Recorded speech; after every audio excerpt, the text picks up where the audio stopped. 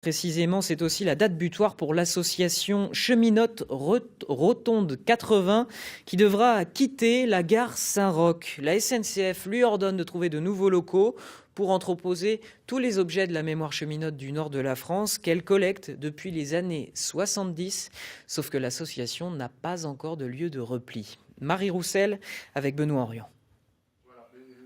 Le local de l'association, c'est un peu la caverne d'Ali Baba. Un capharnaüm, mais organisé. Des milliers d'objets, de plans, de photos. Il s'y cache des trésors, comme ce projet de tunnel sous la Manche, dessiné par des ingénieurs anglais en 1869, avec un ascenseur pour les wagons.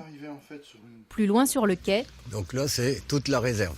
Les découvertes s'enchaînent. Là, ici, c'est une très très grosse bascule qu'il y avait également dans les gares pour les gros colis. Là, c'était des postes téléphoniques qui servaient à rentrer en relation d'une gare à une autre. Estrée-Saint-Denis, c'était une plaque de gare. Et à côté, c'est les anciens poteaux télégraphiques qu'il y avait le long de la voie. C'est beaucoup d'objets qui sont les uns sur les autres parce que on n'a plus la place, quoi. L'association loue à l'année un local de 44 mètres carrés, mais dans les faits, elle en occupe près de 200. Un accord tacite avec la SNCF remontant aux années 80. La direction actuelle considère cela comme une occupation illégale. Elle ordonne de vider les lieux avant le 30 juin. Nos experts sécurité incendie ont découvert il y a quelques mois que cette surface était complètement hors norme. Pour nous, la première préoccupation, c'est une préoccupation de sécurité.